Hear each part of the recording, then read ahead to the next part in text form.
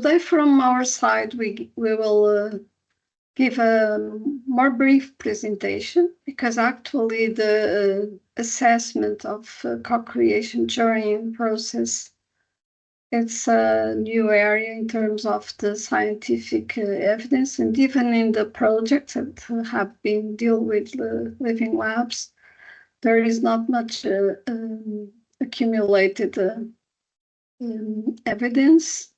So our project will contribute to that, and that's why these participations from Jonathan and Antonio Graça will be so important. And also we will spare some time for the participants, especially the facilitators, but all the participants are welcome to participate in the discussion. And for that, we launched 3 questions, but other questions can be, of course, be introduced by you. Okay. So this is the last seminar of this series of the 4 webinars. Of course, we can do more seminars in the future. We will accompany the activity of the facilitators, and if it is useful, we will do another series next year, or when it's found relevant or important for the facilitators' job. Okay, the meeting agenda for today is about a question that actually has been raised by Lydia from the project Living Lab. In the first session, we meet online. Facilitators have this question: how do we know that we are doing the things right? So this is a new thing. This is kind of not so well structured process. It happens in real world, so many uncertainties. So how can we have some guidance regarding how can we provide an answer to this question? And more than that, how can we provide an answer that can be documented and monitored and compared across the living labs? And actually, along the way, I think we can contribute it also to the evidence in this sense for other projects, for other living labs, and also for the scientific evidence. So we will focus on this question, and we will highlight 2 dimensions that are important. That is accountability and learning assessment. And we will introduce some key indicators that are already available from our review from other types of living labs. Key indicators that can be measured, but can also be assessed qualitatively.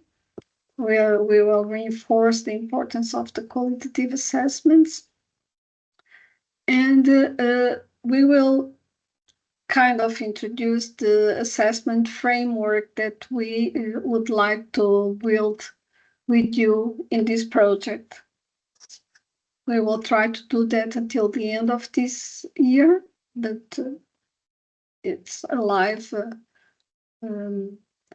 framework, and we can continue work on it on the future. But the idea would have this assessment framework so we could test it, so we could implement it in the near future. Okay, then we have with us Jonathan Minchin, that most of you already know from the previous webinars. And today we are lucky to have Antonio Graça, who was previously on vacation, but he come back and he joined us today.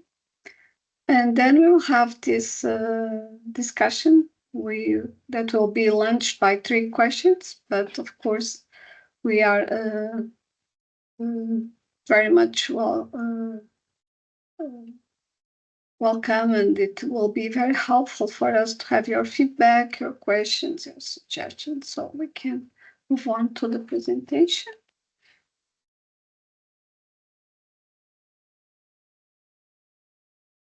So actually, are we doing things right? That is a question that has been raised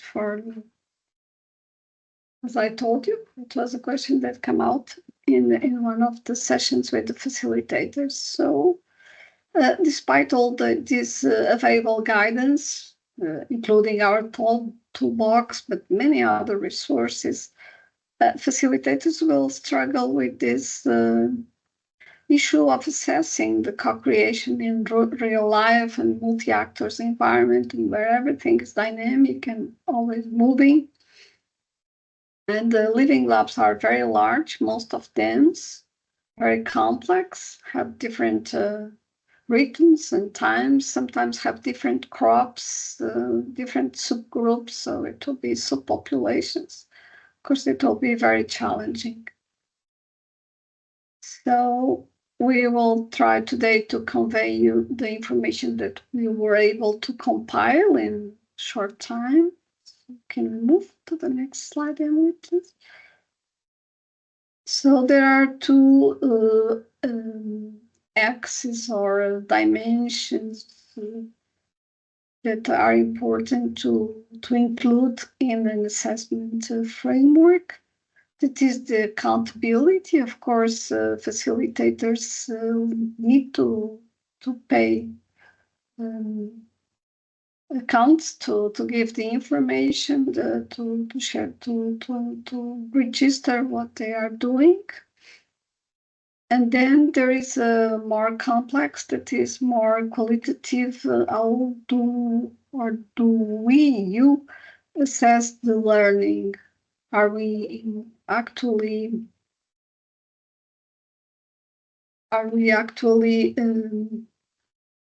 increasing the learning, the skills, the empowerment, the reducing cognitive burdens, and so on? There are many things. It is about these transformations that we want to happen with living labs. There are transformations in the way people understand the process, the way they participate them, the way they deal with the difficulties or challenges they can pose to them. And also, of course, the interaction, because as we told you before, we are, of course, working in social networks. We are working with people, with persons with different views, that, of course, are related with the organization they are from, but they are also related with their own skills and their own personality. So regarding what is available in the literature or other projects that we have been reviewing, we find some key indicators in four main dimensions.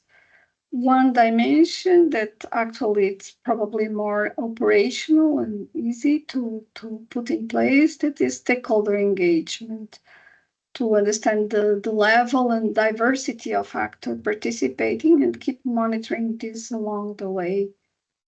Then there is another dimension that is, of course, also very important, that is the outcome measurement. So, of course, there are tangible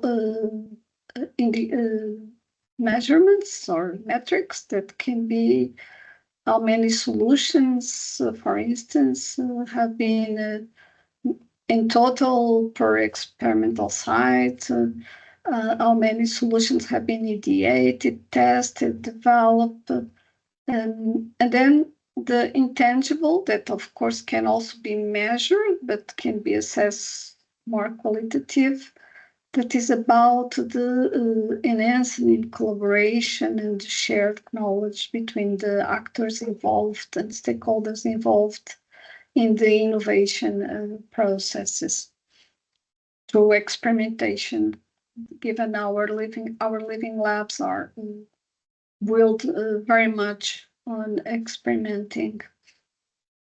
Then another dimension is the user experience and satisfaction, that can also be measured by available indicators, that is about the quality of interaction, the feedback on engagement, the participant comprehension.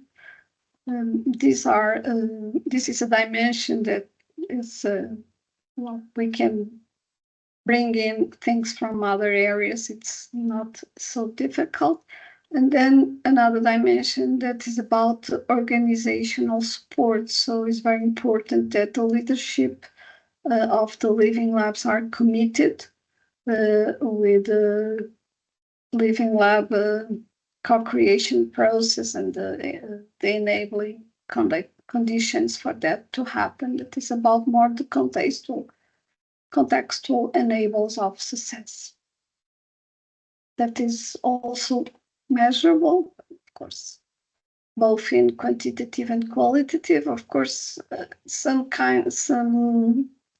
variables can be more difficult to measure, but we have also, and the colleagues from the project team will work on the task 2.3 on the evaluation and monitoring, and they will bring us some support also in this dimension, and they can contribute for this specific area of the co-creation. So some key indicators that we already find well established or relatively well in other type of living labs related with other subjects, education, health, consumers.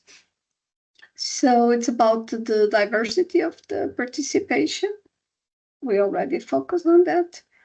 The contextual appropriateness. So if the solutions are contextual, appropriate, and sustainable. And that is very related with the participation, who is participating, with which actors, their diversity. If you manage to get that, probably it's more easy to get the contextual appropriateness, because we are representing the diversity of interests and resources and restrictions and situations. Then we have this second level is more relational aspect, the quality of relationships among the actors, the stakeholders, the different levels of the governance in the living labs. That has about assessing the quality of the relationships, including trust and communication, and some can be more difficult. For instance, assessing the trust. Communication level can be more easy. And of course, the relational aspects are determinant for this success in collaborative problem solving. If we put all this together, that's why I put a different shape to the indicators.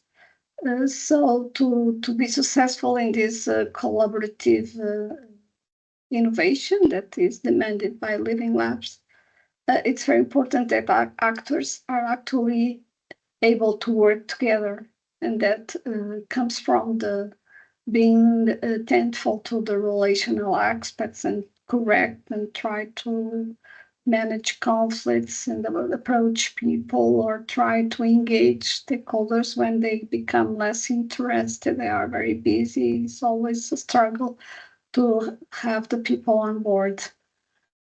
Then I put in these squares. This is more about what we gain from these 4 key indicators. That is the skill development. It's very important that people that are participating get some skill development that will facilitate their engagement. So it's very important also to assess and to monitor the skill development from the participants' side. And if there will be room for skill development and also the perception from the actor's side, they are actually gaining new skills, they are improving or enhancing their already existing skills, then probably it will be more easy to get empowerment and well-being from the participants from the Living Lab community side. and also to ensure that the process are lined up. So the goals, the shared goals, so that of course there will be always some divergences, but it's very important for the success of the Living Lab missions and goals that actually the participants are aligned regarding the goals, especially for particular innovation development solutions that are being developed. It's important to be sure that the solutions are actually solutions that are acknowledged by all or consensualized as being important to solve the local needs or the user needs. Okay, then there are these indicators that are more transversal, that are about the governance and facilitation, the reflexibility and adaptability, and this is a more complex indicator that will involve the facilitators' activity by reflecting and thinking about it and collecting the feedbacks, being attentive to the feedbacks. And of course, then the long-term impact, and that for that we will need also time to have this long-term. So just to highlight that these indicators can be actually measured, even if they are subjective. Of course, the measurement is more complex, but can be put in place.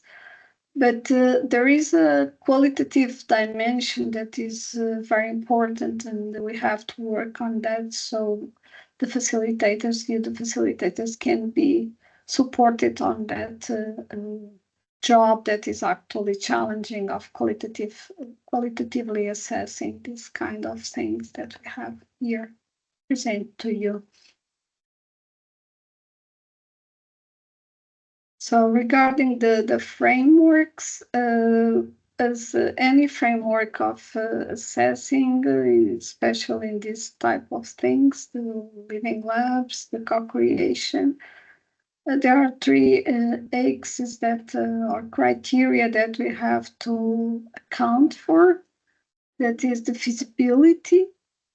Are the co-creation methods practical and adapted to the living lab context? So we need to develop assessment frameworks, indicators that are actually doable, feasible, and if they are viable, that is interconnected, of course, if there are resources, time to do it. And also very important, if they are meaningful, if they make sense, so to the facilitators, to the living lab actors and stakeholders. So these three, okay, it's okay, we can move. We start to scratch, but it's just a very raw draft, because in the deliverable we didn't have the time, because actually this is a new area, and the Emily PhD will help us a lot on this, because she will focus her PhD that is starting on this. That is, how can we develop a framework to assess co-creation effectiveness in both directions? So the accountability, but particularly the learning dimension, that accounts for the criteria of being feasible, viable, and meaningful, and probably that will varies across the different living labs. We have 5 living labs in our project. So in the deliverable that you already have available in this first version, we already put some indicators, kind of indicators, not not too completely closed, or not completely in the format of metrics or so on, but we plan into these 2 sheets, one sheet for accountability and the other sheet more complex for the learning outcomes. Okay, accountability activity sheet will be actually more easy. It's about the number of activities, the level and diversity of the participation, the frequency and type of co-creation methods, and other things that we need to add.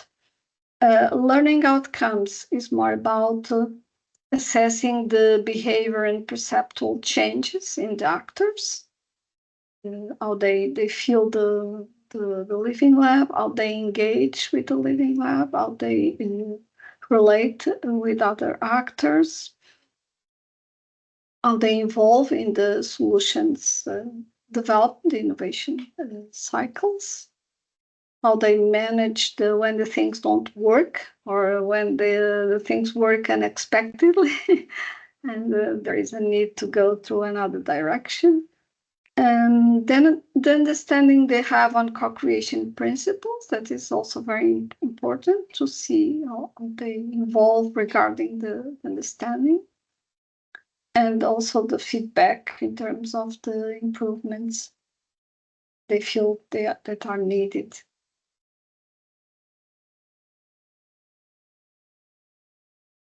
So now I will give the floor for Jonathan and for Antonio Graça. I took the liberty, I didn't ask them, but I used the photographs that were in internet, and I put also a link if the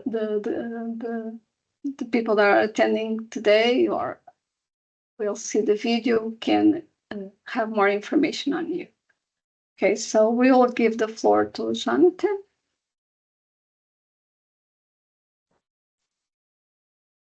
Hi, thank you for that, Lívia. I did actually add some slides to the presentation. I'm not sure if it's the same presentation, but it's certainly... Could you just jump to the next slide? Yeah, okay, great, they're there.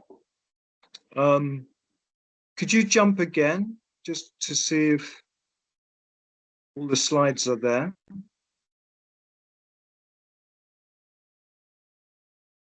Just keep scrolling. Probably. Do you have your slides with you? Because I think there was just one slide in the share folder. So okay, you have more than this. So it's better that you share your own screen. That's okay. Actually, I cannot share the screen because I've been logged out of Teams. But can you share can you share your slides through the chat? They're in the shared folder. That's for sure. Perhaps you could open that one. Emily, can you check if there is more slides there? Because actually yesterday we saw just this slide. Okay, Emily is finding. Okay, she will share the slides. Okay, thank you so much for that. And answering the questions to Antonio, yes, all the presentations are being shared. So they are shared in the format previous to the presentation, and then we, after the presentation, sometimes do some minor changes. And if you go to the share folder, you will find a box. For each webinar, there is a box. There is the PowerPoint and the PDF version that probably it's more easy for the participants the facilitators and other participants to use.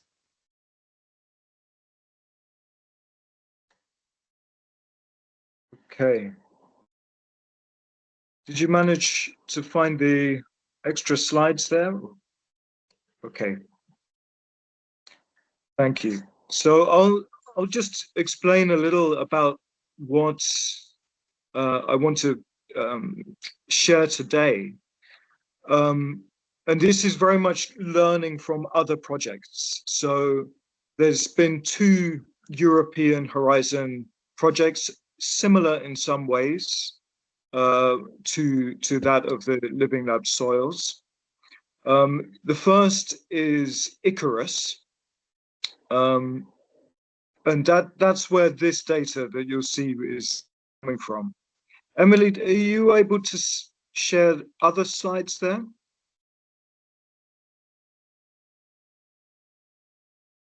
Just That's it. That's it. okay. There should be 3 other slides, but okay.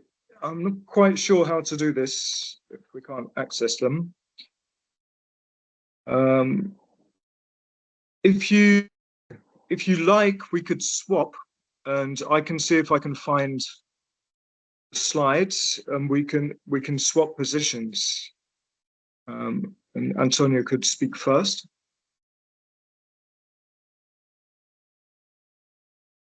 Would be a solution. Yes, we can give the floor to Antonio and try to solve the issue of the slides.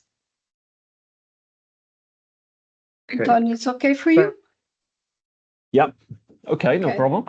Okay. I can go ahead.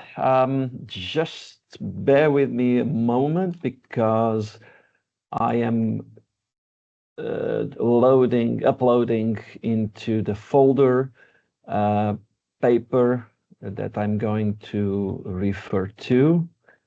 And in this way, you can download it and later on read it if you find it interesting. Just a second.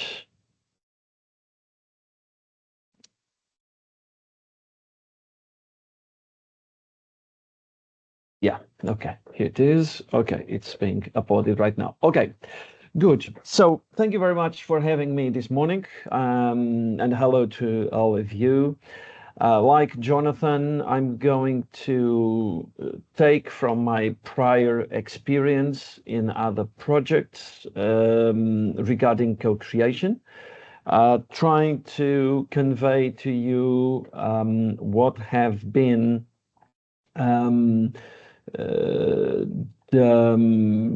the good sides and the downsides of this approach, where in my personal experience the upsides are a lot more than downsides. I like very much co-creation, co-development, co-production activities more than anything else, because they bring in an efficiency in the development and in the creation and production processes that otherwise is just not there, and that comes from involving all actors in the process right from the start, right from the beginning.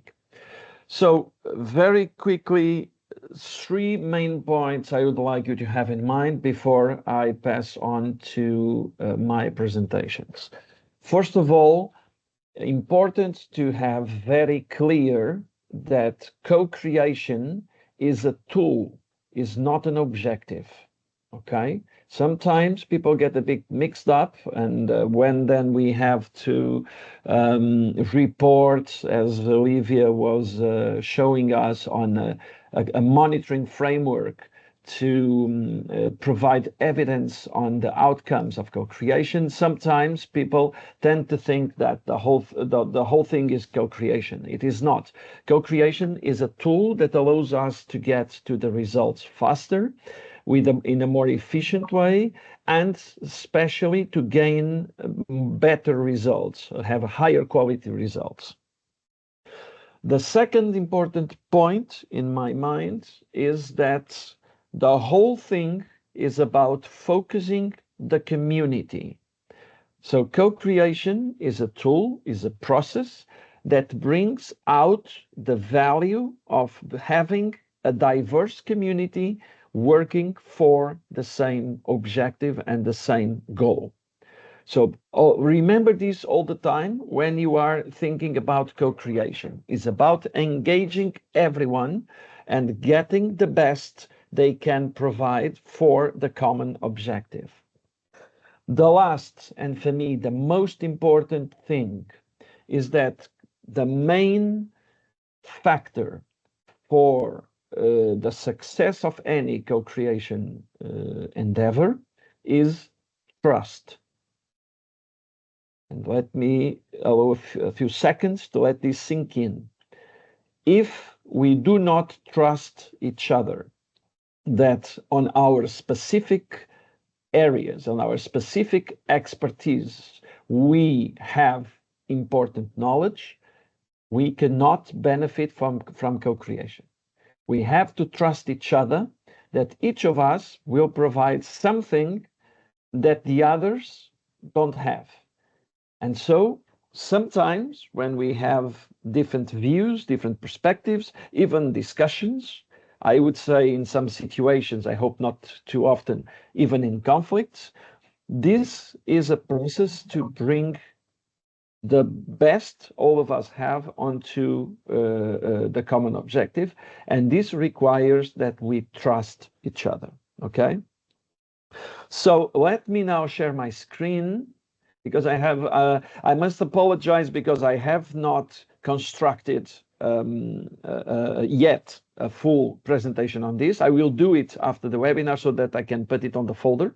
But what I am going to do is take a few slides from different presentations I used in the past to illustrate what I am saying, and especially to illustrate how this has worked on other projects to the benefit of the project itself and everybody involved. So just bear with me a second. Okay, and now let's start here.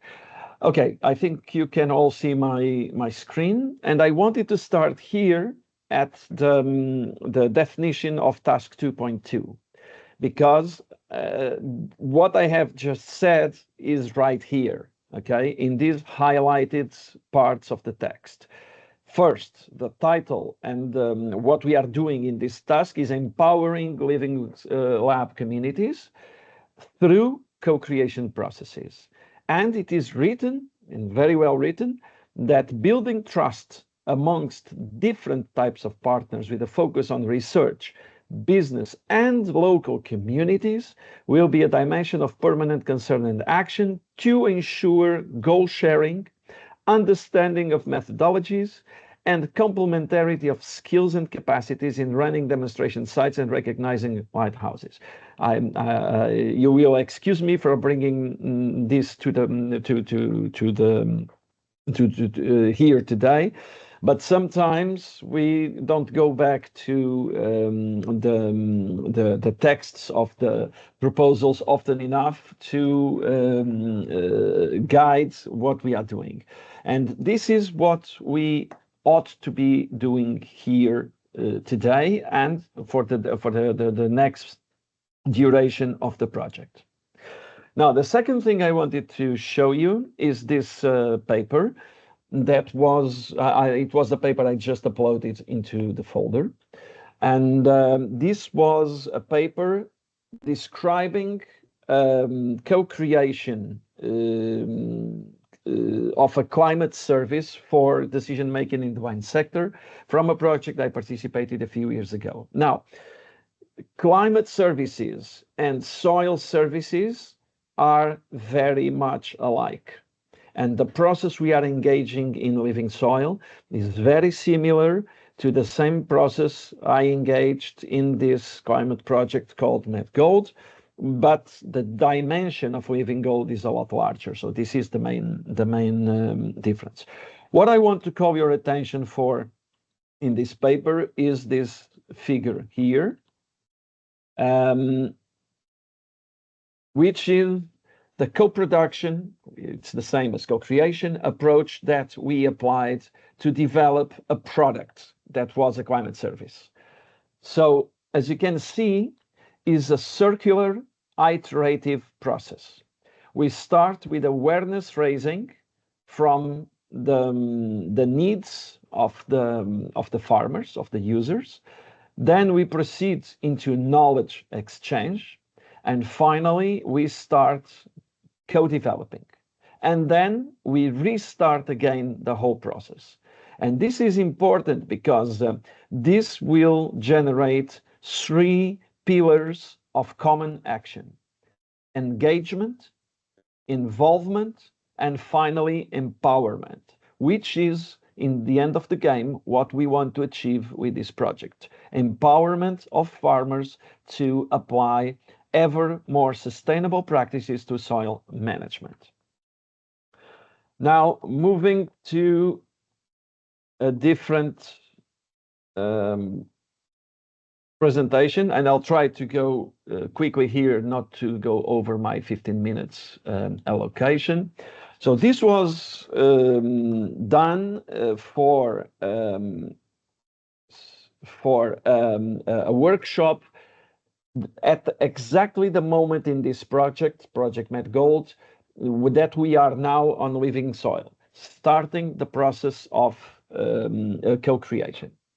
And as you can see, we highlighted trust as the main aspect we needed to have, because adoption in the end will be a function of the trust that users will have in the service we are to develop, to trial, and to validate. And the best way to gain trust is to involve users right from the beginning, is a survey and understand their needs, but also their constraints, their problems, and how can the service be applied in a way that they can use. So what will take to do this? The first thing is to understand what is the real need. This small cartoon shows that if you are playing classical music to someone who likes rock, pretty much they won't be listening for a long time, right? So there are several issues that need to be taken into consideration. For example, value. A climate forecast based in a place which is not the place where the decision will be made has no value. So here, the value comes from making sure that we give information the user needs where he needs it. Trustworthiness also comes from the capacity to predict an outcome.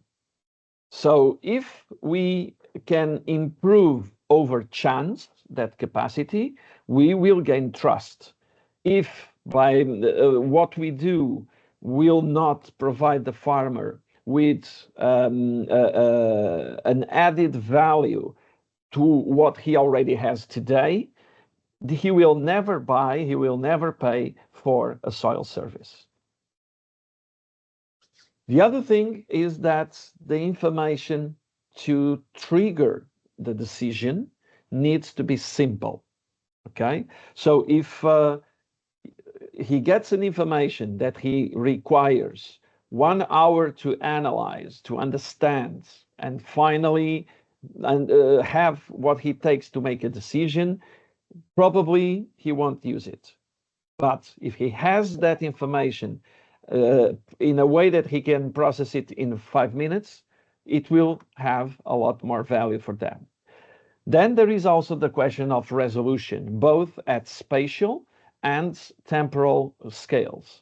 If the scale of geographical information on soil information is not the same scale they are applying their decision making, they will not use it. Let me give you an example. If you provide a single value for an area that is larger than the property of the farmer, he will not consider that of being of value. But if you give that information, divide it in sections of his property, there he will see value.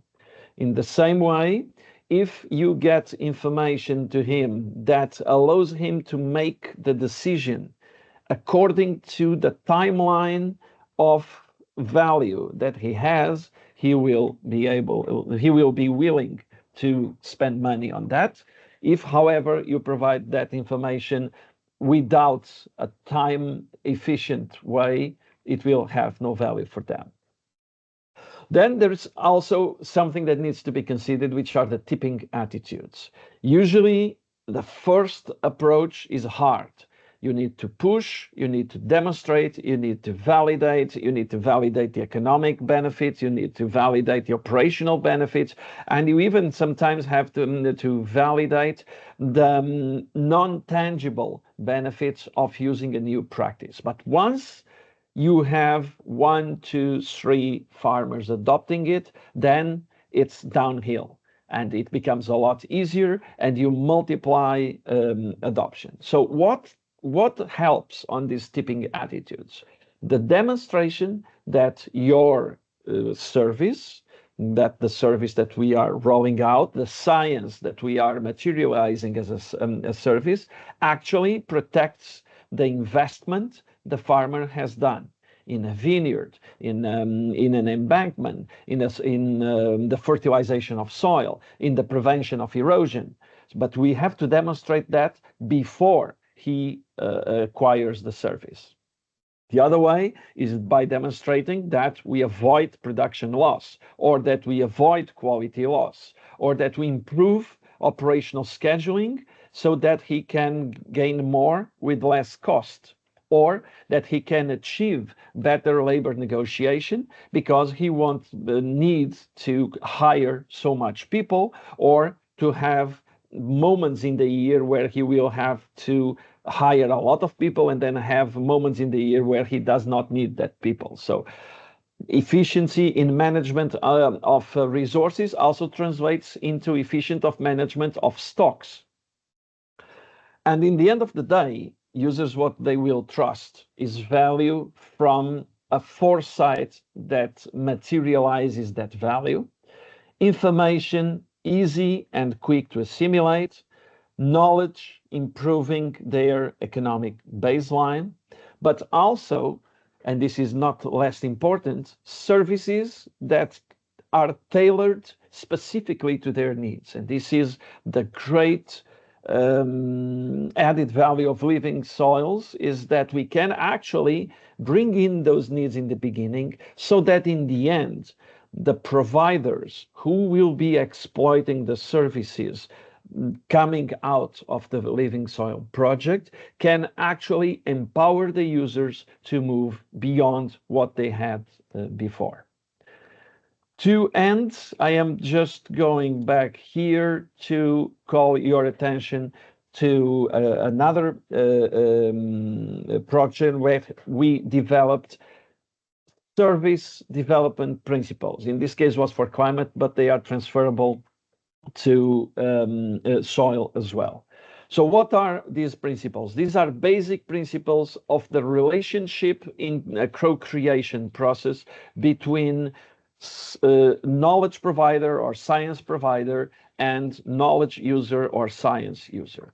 And these are simple principles. First of all, be mindful of the perimeter you are addressing. Who are the users, current users, potential future users? What is the proposed approach? Very important. What are the motivations to participate? What are the motivations to share their needs, their problems on creating the service? Second, you cannot service alone. You need to have a provider and you need to have a user. So in this, it's very important to understand who are the relevant people to involve. Is there a good understanding of the needs? Do providers have the skills? And here providers are both the scientific providers, but also the service providers that in the end will be delivering the services onto the market. And what are the expertise that users, so the final target of this development, will bring to developing the service? It's also very important to know how to listen. And listen here means shared understanding. And this is hard. It's probably the hardest thing of all, because we come from different backgrounds. We are focusing on different things. So both scientists, providers, and users, in the end of the day, share a common goal: make money in an ethical way. This is what we all want, right? However, for a scientist, making money means publishing science. and having the science adopted by society. For a service provider, making money means selling their service to users and providing a value to the market. For farmers, making money means selling their crop production and so their agricultural production. So they will confront the cost of acquiring a service against the added value that service brings to the business of selling an agricultural product. It's also very important, and it's a very important principle, to be open, because this is psychological, but it works like that. The more open and transparent you are, the more believable you become. This is a really important principle in joint development that can make or break success. And it's also important to understand that we are all in this together.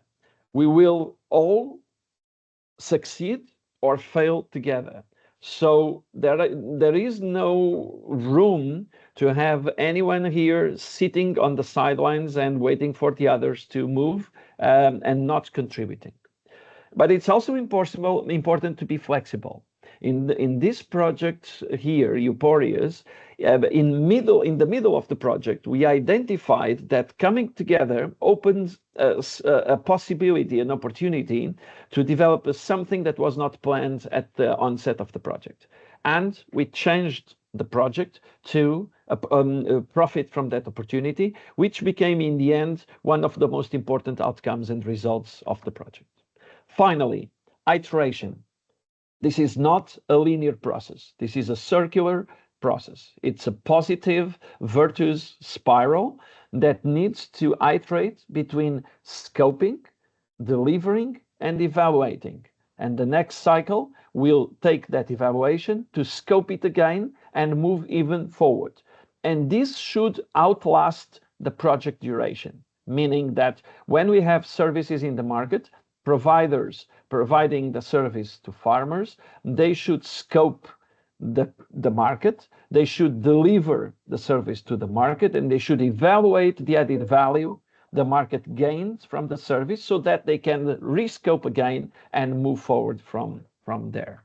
So in a nutshell, and I think I went a little bit over my time, this was what I had to show you, and I'll be happy to answer any questions or discuss anything if you feel like it. Thank you. Thank you very much, Antonio, because I think you brought to us today very important contributions, evidence-based from previous project, and if you can add to the presentation in the end, I think it will be available for the participants in the future and for the ones that could not attend today, and that is a lot of value on that. And this can highlight between the trust.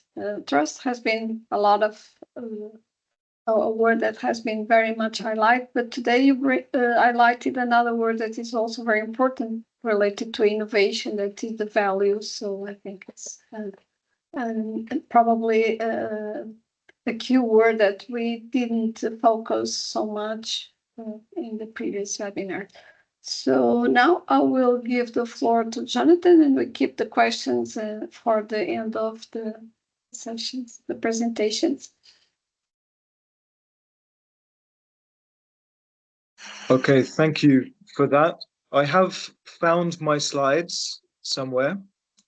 Emily, I see you also in the document. Emily, sorry, Jonathan. Emily is ready to share now. Brilliant. Yeah, okay. Not worry, she shared. Okay, thank you for that.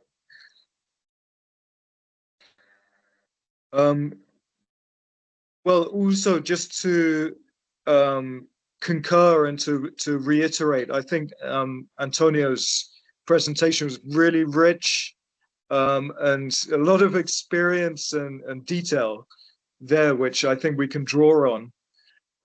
But also coming back to some of those key points that I think that we've said in each of these webinars is the importance of listening and building trust.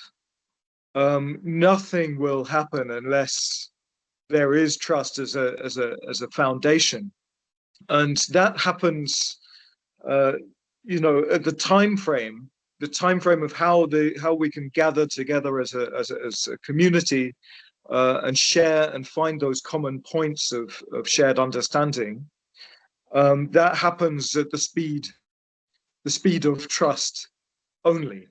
So building these methods of listening and responding and really trying to pick out the details in what people are saying from different perspectives is really the point here.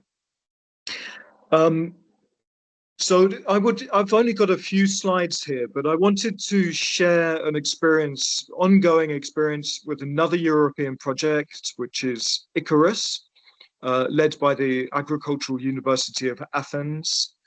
And I work with this in Catalonia with crop monitoring. So this does involve rural and agricultural technologies, but also policy for improved farming techniques and environmental outcomes. But the objective here is to find a common understanding amongst a community, a network of stakeholders to promote policy change. So we are working here with soils, but Icarus is working with policy, and that's very much the subject. But how do we do this? The next couple of slides are just about my kind of journey over the past few years, trying to engage with the community and those very different actors within that crop monitoring framework and policy question within Catalonia. And I've put this slide here because the best way to find your network and to engage with the stakeholders is on the ground, in a field, or the workplace in which they are engaged with. And if that means politicians, then you have to go and find the politicians in the parliament and go to where they are. But the most impactful place to meet is with the end users. And that generically means a field. So being outside, being together, seeing actually what the impacts might look like for end users or the farmers in the field, people working with the impacts of what your proposals might mean. And so gathering people together is, I would say, the most fruitful and positive action for this co-creation process. We're doing this here virtually, but there's nothing like visiting somebody's land and talking directly. But again, this, in the first talk that I mentioned, this is like being a herder for cats, right? So you're a pastor de gatos. Very, very difficult to get all of these people in the same place at the same time, but you have to try. But then what happens? What happens once you've got identified your stakeholders? Emily, you could go to the next slide if you like. So I just want to show some kind of techniques that I found that worked, and also within other communities of the Icarus projects, we began to adopt some of these information gathering techniques. So we have these moments at the beginning of asking the questions, not proposing solutions, but asking the questions and gathering the perspectives of very diverse networks of actors and using their perspectives to formulate the questions. So talking and noting, becomes part of a kind of common questionnaire, which is a tool.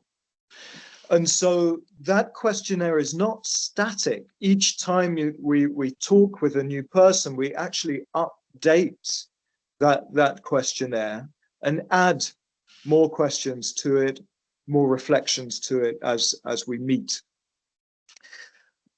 So coming back to this question that Lívia has raised, the importance of qualitative and quantitative data together. So through this questionnaire, what I would do was have a meeting. This could be in person, it could be online, and go through the questionnaire with that stakeholder. And the questionnaire delivers quantitative data. So it's how much do you rank? How important is this outcome or this process or this other stakeholder or this policy? 1 to 6. Let's rank that. So we get some really strong quantitative data.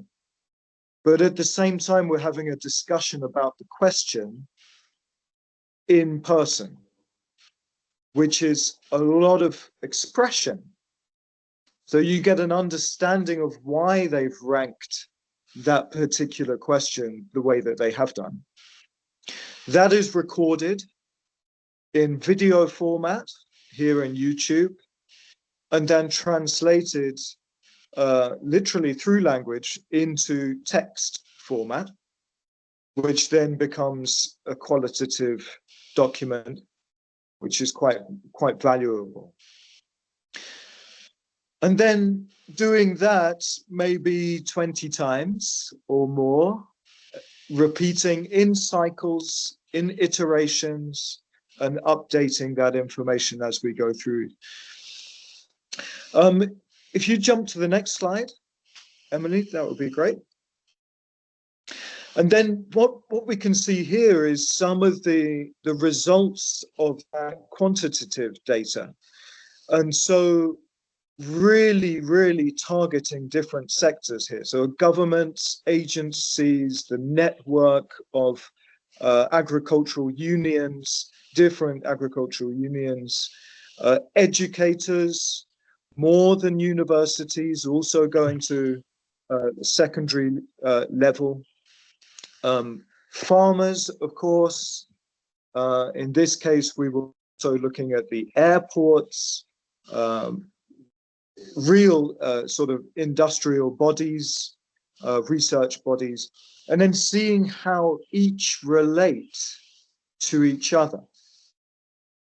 So those, in some ways, were very much the rankings of strength between these networks of agents. And I think in the Living Lab Soil project, we may not have to create this network effect, but it's a very useful tool to be able to see what is important and what are the ties between stakeholders, and who would like more from a particular sector.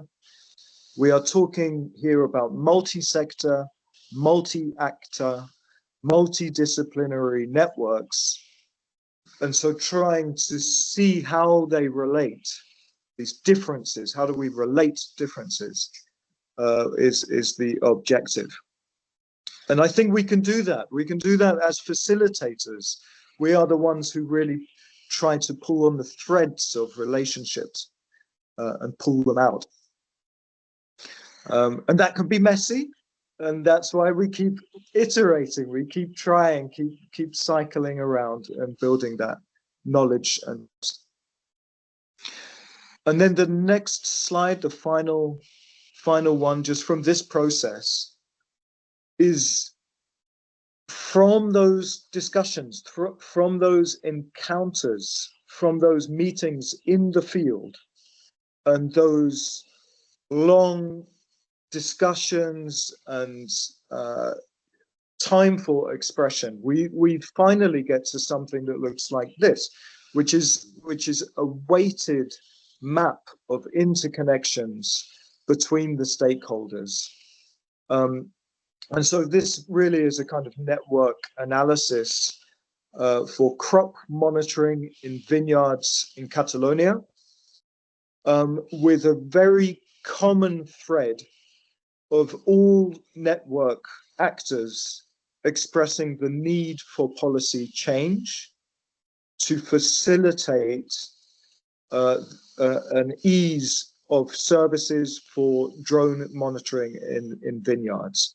So we essentially, through all of these voices, were able to come up with a common shared understanding of what might be necessary to change the current reality for crop monitoring, and then propose that together with the policymakers who are represented here as the government departments. So this is a common thread across all of these very different actors, and is a kind of derivative of what we might expect to find at the end of a co-creation process. But I do want to just go back and say that all starts in the field. And it starts by you chasing these actors and asking them really, really annoying questions over and over and over again. So that's the job of the facilitator, is chasing cats and teasing out the relationships between unknown parties. Okay, I think I'll end there, and also open the field to questions and to others' experiences. Thank you. Thank you very much, Jonathan, again for this very insightful and also evidence-based. So today we have contributions that actually can be incorporated in this co-creation framework we want to develop. And of course, we are counting on you and then on Antonio, because we already understood that you are pretty advanced in this sense. And now we will open a discussion.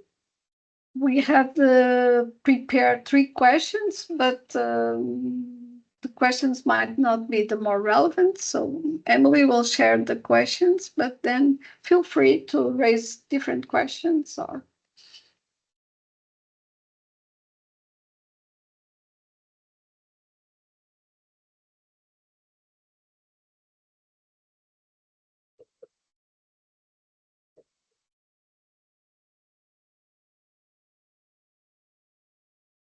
So here are 3 questions just to break the ice, because sometimes the participants take some time to raise the questions. So because this is the 4th webinar, we are in this area of assessment that involves skills, knowledge that you are still obtaining and developing.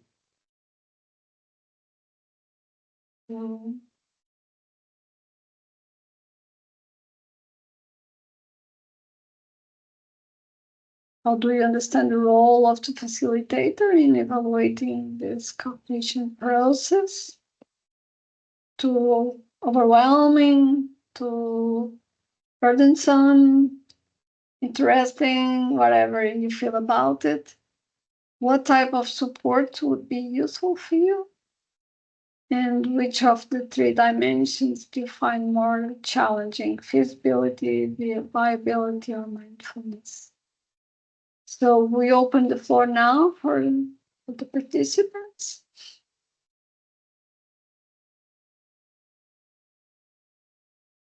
Okay, maybe I can say something. At the beginning, I would like to thank both of presenters, Jonathan and Antonio. I am very, very grateful, because I thought that I understand the role of facilitator, but today I really changed my mind, because I am at that moment I am in the role of facilitator, but I am a scientist too. So Ariel, I thought a scientist, so I thought just I need to go to the farmers and say them what they need to do in just simple way. At that moment, I think a little bit in another way. So especially thanks for Antonio for just your third statement. Just to think about the co-creation process as a tool, not a main goal, because always we say co-creation process, and we focus on co-creation, not for the final aim. Once again, as a scientist, as soil scientist, I thought how to make farmers doing right things. Yes, but I understand that we need to listen them, and as Jonathan said, ask question, and hear what they want to say us, because of course we deliver knowledge as scientists, but somebody's need to do this, yes, in real world. So yes, thank you very much. At that moment, and I really understand more, I think.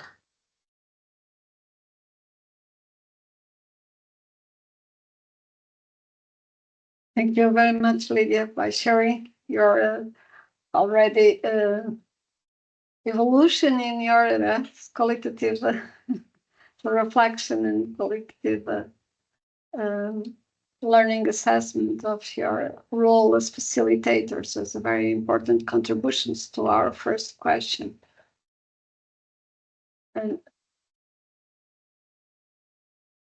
And also today was very much highlighted. It was already in other webinars, the importance of listening to and build the trust that can take time.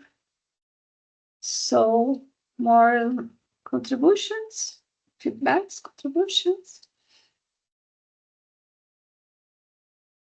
Please don't be shy. Please share your thoughts. Well, this is just a thought. Thank you, Jonathan and Antonio, for their presentations. Were very excellent presentations. But I get scared with the role of facilitator. I think it is very difficult to manage all the skills that we have to have. I don't know if you want to give us a little peaceful mind, just to take the process slowly, or not get scared, because leading with the different users, the different needs, the different roles on their enterprises, it's very difficult. And sometimes leading also with the conflict or difficult situation, it will also be very difficult to manage all of that. But I don't know if you want to say something about that, because I'm starting this role and I get a little bit scared. But thank you, with all the thank you for your presentations.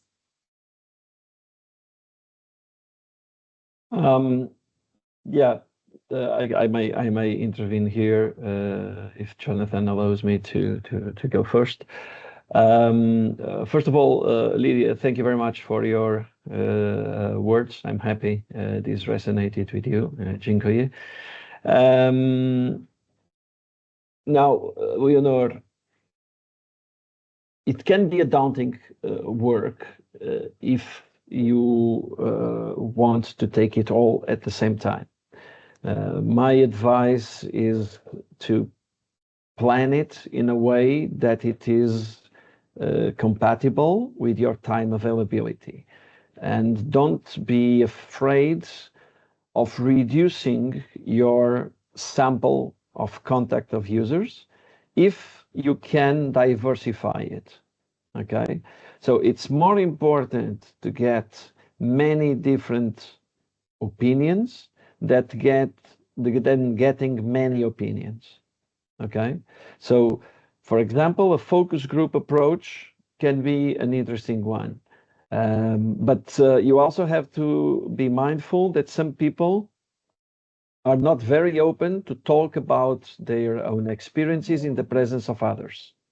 So sometimes starting with a one-to-one individual interaction will open the conversation, and then at a later stage you can do a meeting with after you identify 4, 5, 6 very different persons with different perspectives. You bring them together, and you don't ask them questions, but you give them a topic for discussion, something that they share as an issue, a challenge, and give them space. Yes.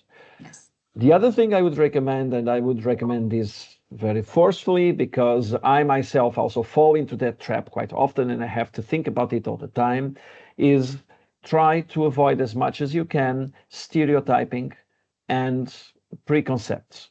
Okay?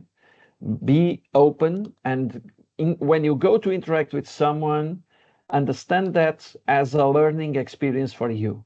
You are not going there to confirm anything. You are going to find, you are going to explore. Okay. I can tell you that in my past experience, I suffered a lot with that because being in a large company, people always think of us as having unlimited resources, unlimited people, unlimited time, money, everything. We can do whatever we want. And nothing could be further from the truth. On the other hand, they also think that we are not a good example of a farmer. Okay? And indeed, if we think about our own farming, we are not the typical farmer. But what they forget is that we, as a wine company, we produce about 5% of the grapes we need to produce the wines we sell. This means that we have to acquire grapes from more than 2,000 farmers, small farmers, over the country. And for us, it's very important that those farmers have a sustainable, viable, healthy business, and that they also do their farming in a sustainable way, applying the last technology, the last knowledge, and the most sustainable practices. So we can be at the same time an example of a large area farmer, but also the channel to access small farmers who are interested in producing to sell to us. Okay, so through companies like us, you can actually access quite a wide perspective in terms of farming and in terms of assessing soil services. So these would be my 2 pieces of advice for you. And don't be afraid. Don't be afraid. You are going to learn a lot. You are going to come out of this process a lot richer than you go in. Thank you, Antonio. As Jonathan said in the second webinar, don't be afraid to fail, right, Jonathan? You say that you're gonna fail a lot. So, and you learn so with your failings. Thank you, Antonio.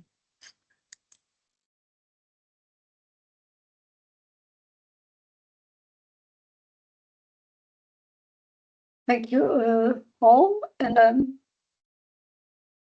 other facilitators from other living labs.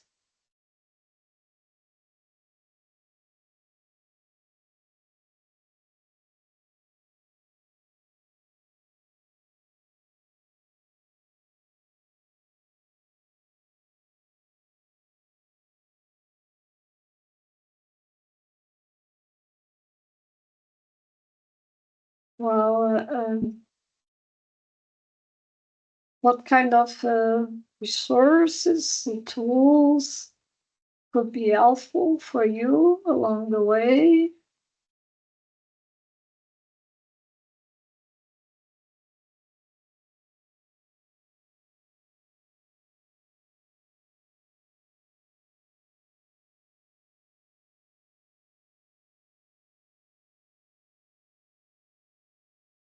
Please don't be shy, just share your, think aloud, share your thoughts.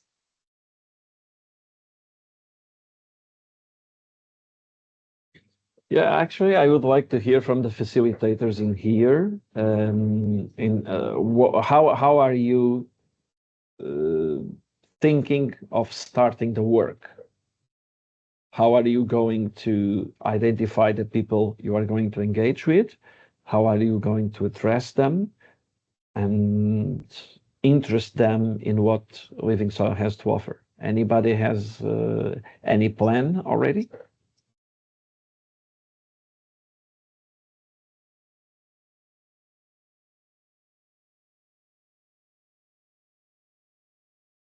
Well, I can say that next week we are going to start here in our living lab in person. I think person one-to-one with all our partners. And that will be my first action with Christina and also with Sunamita. And she's coming here, and we are going to talk with all of them, share ideas, share expectations, listening to him, to know what their needs, and help us also to help with our roadmap. I think it will be the first. Then we are thinking about more 2 activities. But in that case, and after this first meeting with more than 1 or 2 users in the same, in a sunset drink or something like that, a cocktail, to share their knowledge also. But we have to fulfill these activities in the management of each company.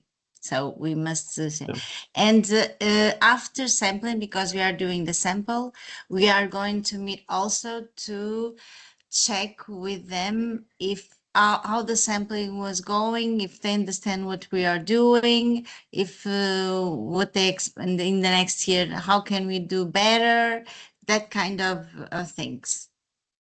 For now, we are going to do that. I think that's a very sensible way of starting, and this first and then year, and then from then you're just going, yes, you go with the flow. Yes. Okay. Yes. Okay. Anyone else has ideas? I don't know, our friends in Spain, Marina or Axel in France, Lydia in Poland. Do you have any plans, any ideas already? Mm-hmm. So we have done some work, because we had first workshop. We met the farmers, and we had discussion tables. So we at that moment, it was the first meeting. So at that moment we recognized first doubts of farmers.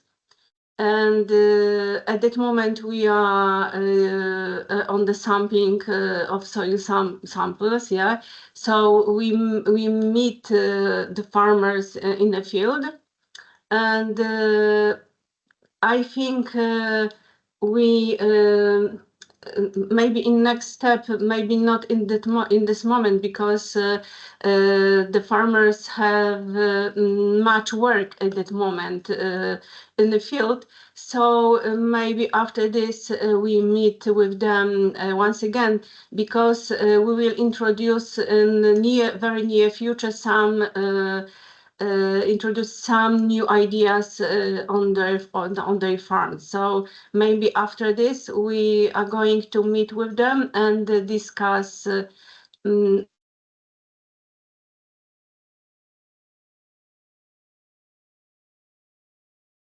do another workshop and meet with them all at one place. Okay. And listen them about next steps. I think actually you mentioned something, Lydia, that makes a lot of sense, which is to plan your interactions according to in a way that will not conflict with their activity. That is really important. I did not mention that, but that is really important. For example, in our past projects, we would always never accept any meetings or workshops during harvest time.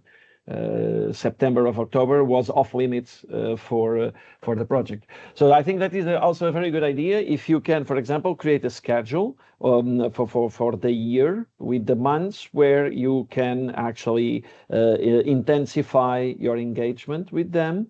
And the other months where you should leave them alone, or in some situations, if necessary, target specific operations that are relevant to the analysis that you are making or the service you are trying to develop, so that you can see what is happening live, but only for that, and not create any turbulence, because already they have enough turbulence from their own operation. I think that's a very good point.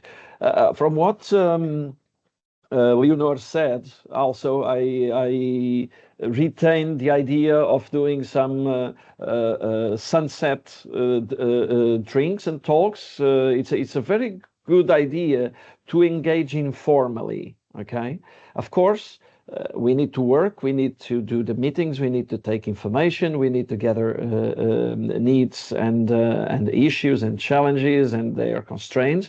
That's very important, but it's also really important to have a moment in the process Different where you can environments, yes. yeah, and where you can just talk. You can just talk. Yes, that's it. And let things flow. And many times in those situations, there It's are a where lot we of talk insights, yeah, that come up because they are more open, more relaxed on those environments. So thank you very much for those two insights. I think that was enriching for the discussion.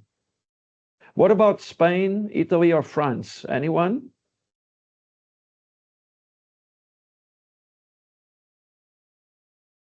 Or either you are very shy or you still don't have a plan. Hello everyone. Yes, I'm Axel from France. We are still in the beginning of the process, like Lydia, and yeah, we didn't plan something on the schedule to meet everyone, but it will be the same. It will be after harvest time, and I was listening all your ID, and I think we will plan something. Could be nice to move everyone in the same direction. Yes. Okay, thank you for sharing, Axel. It's really relevant. I'm not sure if Alberto was trying to say something. He just came up on my screen.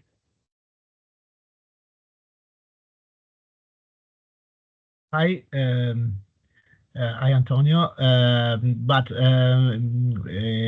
I normally work with farmers the whole day, and so I think that the tools that I will use for them depends on what we will be able to create in the field. Now I'm sure that talking with them as is my usually work, it's enough. I don't know which will be the tools, but I'm sure I'm not afraid of this. But I'm sure that we will find the right way. So. Yeah, I mean, well, from what you are saying, you are already doing co-creation, so it's you've been doing it all along, so it's a lot easier for you, right? Okay. Right, Lívia, back to you. I think we are coming to the end of time. Yes. Thank you all. I don't know why Alberto screamed. Maybe we can put everybody now. Oh, Alberto. Okay.